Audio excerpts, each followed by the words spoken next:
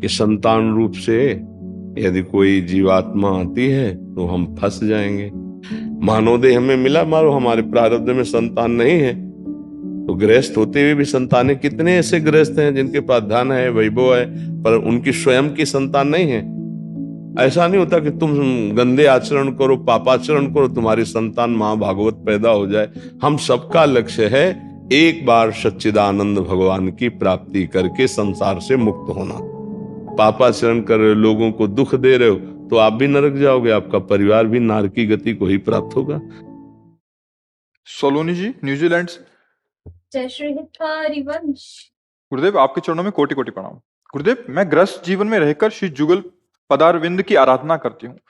ये कहा जाता है कि गृहस्थ जीवन में संतान का होना अति आवश्यक है, लेकिन मुझे ये भय है कि संतान प्राप्ति के बाद मैं मोहग्रस्त होकर युगल चरणारविंद से दूर ना हो जाऊं। कृपया कोई ऐसा मंत्र, अनुष्ठान या भक्ति मार्ग दिखलाइए जिससे श्री श्यामा श्याम साक्षात प्रकट हो, मुझे संतान रूप में ही प्राप्त हो और मैं आजीवन सिर्फ उनके ही प्रेम में अपना जीवन व्यतीत करूं।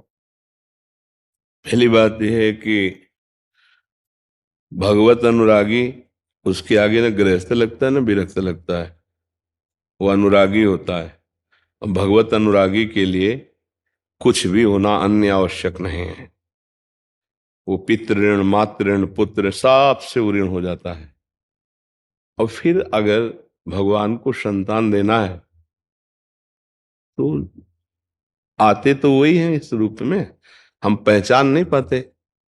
हमको ये भी नहीं सोचना है कि संतान रूप से यदि कोई जीवात्मा आती है तो हम फंस जाएंगे। नहीं, ऐसा नहीं है। मानो अगर ऐसा ही भाव रखें तो फिर हम न जगत की सेवा कर पाएंगे, क्योंकि जगत भगवत स्वरूप है। बड़े बड़े महात्माओं को इस संसार की सेवा करनी ही पड़ी है। हजारों लोग शिष्य बनते हैं, तो जैसे पुत्र में फंसा जाता है ऐसे शिष्य में भी फंस के दुर्गति हो सकती है, मित्र में भी फंस के हो सकती है। तो हमें दुर्गति ना हो ये पॉइंट देखना है, संतान ना हो ये पॉइंट नहीं देखना है, या संतान हो इस बात की जिद नहीं करनी। हमें उसे प्रभु के ऊपर छोड़ देना है कि भगवान की जैसी रुचि होगी वैसा हो जाएगा। हमें आराधना भगवान की करनी है। यदि वो हमारे पुत्र रूप में आते हैं तो उनको भी भगवान मानकर हम दुलार करेंगे और अपने कर्तव्य का पालन करेंगे। और रहे कि कोई ऐसा मंत्र, तो प्रभु के नाम में बड़ी सामर्थ है। वो हम चिल्ला चिल्ला के कहते हैं राधा राधा राधा राधा, हरि को खरीद लेने के लिए समर्थ है राधा नाम। अगर हम राधा राधा रट रहे हैं तो किशोरी जी भी प्रसन्न है और लालजू भी प्रसन्न है। पर हमारी कोई शर्त नहीं होनी चाहिए कि संतान होना चाहिए या नहीं होना चाहिए। इसमें हटा के चतुरासी जी की प्रथम लाइन क्या है?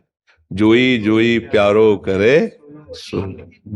तो वही बात हृदय में रख लेनी चाहिए कि प्यारे की अगर इच्छा है तो संतान हो जाएगी, और प्यारे की अगर इच्छा नहीं है, जिसके भाग्य में नहीं, तो खूब डॉक्टरी करवा लो, खूब व्यवस्था करो, पर नहीं संतान होगी।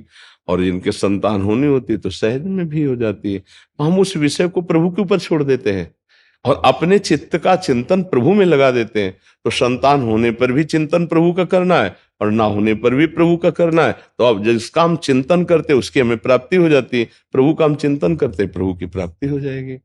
ऐसा नहीं सोचते कि संतान प्रभु प्राप्ति में बाधक है, और ऐसा भी नहीं सोचते कि संतान होना जरूरी ही है, ऐसा भी नहीं है।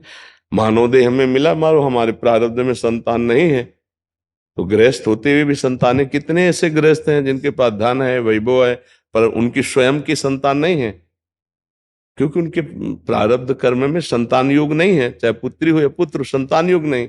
तो अब उनका जीवन व्यर्थ हो जाएगा क्या? नहीं, डट के भजन करो, भगवान की प्राप्ति कर लो, काम खत्म, सब ऋणों से मुक्त हो गए। अच्छा, संतान हो गई तो क्या विमान आ जाएगा क्या तुम्हारे लिए? है, संतान हो गई और वो दुर्गति प्रदान करने वाले आचरण तुमने किए तो तुम्हारा पुत्र महाभागवत थोड़ी पैदा हो जाएगा। तो फिर दुर्गति से थोड़ी बच जाओगे। संतान हो गई तो दुर्गति से बच जाओगे क्या? हाँ, भगवत भक्त संतान हो जाए, वो तभी होती जब आप में आचरण हो भक्ति के। ऐसा नहीं होता कि तुम गंदे आचरण करो, पापाचरण करो, तुम्हारी संतान महाभागवत पैदा हो जाए। वो कभी किसी महात्मा का कोई वरदान हो, कोई कृपा हो, बात अलग है। जैसे हिरण्यकश्यप जैसे राक्षसी भाव वाले के यहाँ गर्भ में पुत्र था तो देवर्षि नारद की कृपा हो गई तो भक्त प्रहलाद जी हो गए।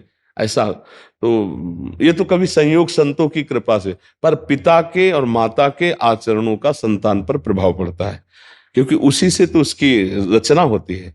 तो हमें लगता है कि हमको इस विषय पर ज्यादा ध्यान नहीं देना चाहिए, ध्यान देना चाहिए मानव जीवन की सफलता पर, चाहे गृहस्थ हो, चाहे विरक्त हो, चाहे संतान युक्त हो या संतानहीन हो। हम सबका लक्ष्य है एक बार सच्चिदानंद भगवान की प्राप्ति करके संसार से मुक्त होना। अपने अपने कर्तव्यों का पालन करे।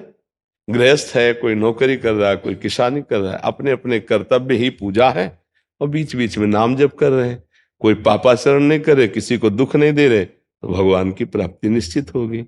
और पुत्र है, सब कुछ है, खूब अधर्म आचरण करके धन कमा रहे हो, पापाचरण कर रहे हो, लोगों को दुख दे रहे हो, तो आप भी नरक जाओगे, आपका परिवार भी नरकी गति को ही प्राप्त होगा।